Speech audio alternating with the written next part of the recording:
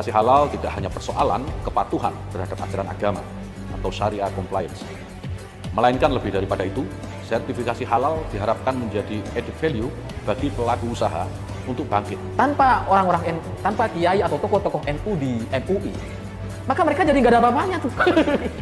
Nggak bisa ngaku-ngaku lagi, nggak bisa semena-mena lagi kemana-mana gitu, nggak bisa bikin fatwa-fatwa yang harus diikuti oleh semua orang lagi. Karena apa? Karena nggak ada orang NU di sana.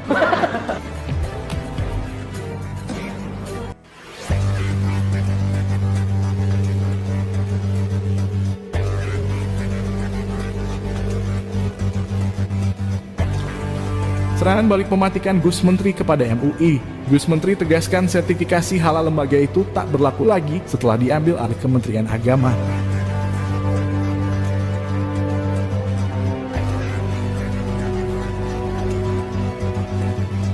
Berita yang membuat Majelis Ulama pasti sangat kecewa. Secara resmi, Menteri Agama Gus Yakut mengumumkan otoritas yang dipegang oleh Majelis Ulama Indonesia sejak Maret ini diambil alih oleh Kementerian Agama.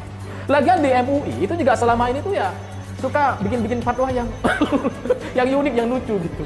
Sampai kemudian bikin stempel halal untuk kulkas, untuk lipstik, untuk baju, untuk kerudung, apa coba gitu.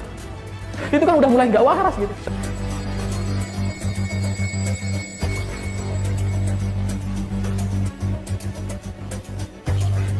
Gus Menteri Yakut Holil Komas, Menteri Presiden Jokowi yang satu ini memang selalu membuat mendidih darah Bani Kadrun, titisan kaum Khawarij, pembunuh Sayyidina Ali, yang kini telah bangkit lagi. Gebrakan-gebrakan Gus Menteri selalu membuat bangsa Indonesia kagum-kagum akan keberaniannya. Hal ini sangat penting, mengingat Indonesia sebagai bangsa yang plural akan keanekaragaman budaya dan agama, tidak lagi didominasi dan merasa dimiliki oleh satu kelompok saja, yang merasa paling benar dan menganggap dirinya paling suci dari kelompok yang lainnya. Satu lagi gebrakan Gus Menteri yang membuat kaum Khawarij, Bani Kadrun blingsatan dibuatnya.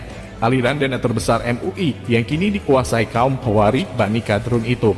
Oleh Gus Menteri diputus sumbernya dengan mengambil alih sertifikasi halal yang selama ini dipegang lembaga itu. Hal ini penting mengingat lembaga tersebut memang telah dikuasai dan dikendalikan oleh kelompok radikal dan intoleran kaum Khawarij, Bani Kadrun. Tentu saja hal ini sebagai upaya untuk mencegah semakin berkembang biaknya paham berbahaya Bani Kadrun tersebut yang sudah nampak jati dirinya sebagai titisan kaum Khawarij pembunuh Sayyidina Ali. Dikuasainya Majelis Ulama oleh kaum radikal dan intoleran Bani Kadrun ini bukan suatu yang omong kosong belaka. Ulama-ulama moderat dalam tubuh MUI memang kalah suara dengan kelompok radikal yang ada di dalamnya. Hal ini pernah diungkapkan saat podcastnya Deddy Corbuzier oleh seorang Gus Muda dari NU yang menjadi salah satu pengurus MUI, di mana dia menggambarkan ketidakberdayaan mayoritas. Itu tergambarkan nyata di dalam lembaga tersebut. Saya di Majelis Ulama Indonesia, tetapi ketika saya mencontohkan bagaimana ketidakberdayaan mayoritas itu ada di Majelis Ulama Indonesia. Mayoritas yang duduk di sana adalah ulama yang moderat. Tapi kenapa MUI itu selalu dibajak oleh 1-2 orang yang intoleran? Salah satu yang mesti kita catat dan ingat sama-sama, dia pernah mengungkapkan satu kali lagi, bubarkan Indonesia. Bayangkan, di otak Wakil Ketua Umum Majelis Ulama Indonesia pernah keluar kata-kata bubarkan Indonesia. Menurut penelitiannya, misalnya saya kutip dari penelitiannya Wahid Foundation, mengatakan bahwa aktor intoleransi salah satunya adalah MUI. Bukan karena MUI itu tidak moderat, mayoritasnya moderat, banyak profesor, doktor. Tapi pertanyaannya kenapa suara MUI itu dibajak oleh 1-2 orang yang intoleran? Dan itu terjadi ya? Dan itu terjadi, dan itu di Majelis Ulama Indonesia. Oke. Karena kalau di NU itu kan jelas keilmuannya. Kiai-kiainya bisa baca kitab, ada sanad-sanadnya.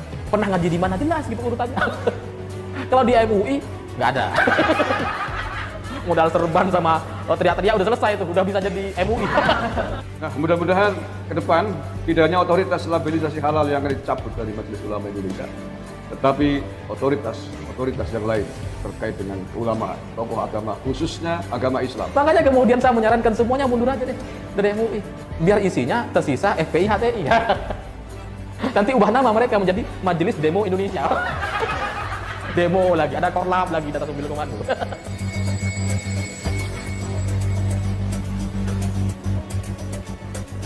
Oleh karena MUI telah dikuasai dan dikendalikan kaum radikal Bani Kadrun, itulah penting bagi pemerintah untuk tidak membiarkan lembaga tersebut semakin berkuasa dan semena-mena.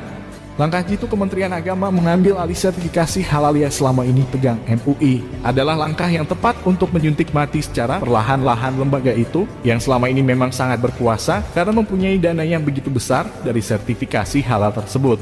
Selama ini MUI dengan label halalnya telah mendapatkan fulus yang begitu melimpah dan sedikitpun aliran dana tersebut tak pernah tersentuh oleh siapapun termasuk Badan Pemeriksa Keuangan. Sehingga masyarakat pun tidak pernah tahu kemana dan untuk apa aliran dana tersebut.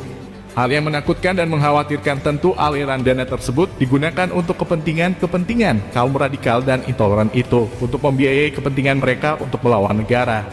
Maka sudah sangat tepat gebrakan Gus Menteri yang berani mengambil alih sertifikasi halal tersebut dari tangan MUI.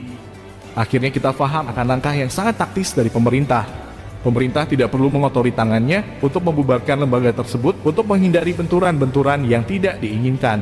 Namun dengan cara diputus sumber dana terbesarnya, maka lembaga yang sudah dikuasai Bani Kadrun Laknatullah itu akan tumbang dengan sendirinya. Badan Penyelenggara Jaminan Produk Halal Kementerian Agama perlu terus bertransformasi, mengingat sasaran jumlah pelaku usaha lebih dari 65,5 juta pelaku usaha.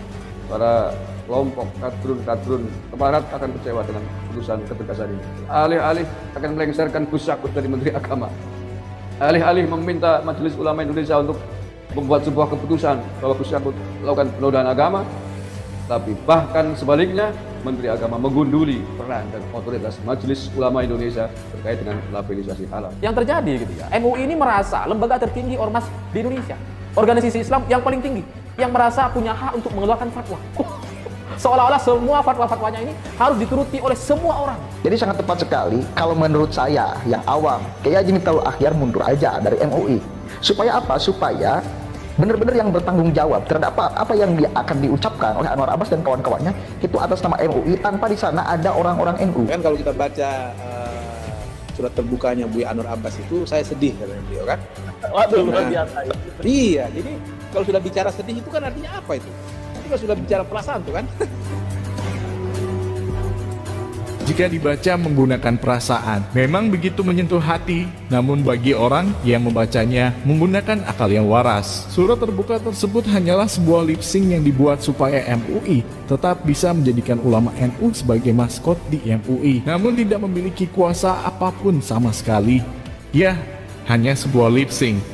Karena meskipun Ketua Umum MUI seorang Raisam PBNU dan di dalamnya juga terdapat beberapa ulama-ulama NU, namun pada kenyataannya fatwa ataupun statement yang dikeluarkan MUI selalu jauh dari pemikiran ulama-ulama moderat NU. Karena kalau di NU itu kan jelas keilmuannya, kiai-kiainya bisa baca kitab, ada sanad-sanadnya, pernah ngaji di mana jelas gitu urutannya. Kalau di MUI nggak ada.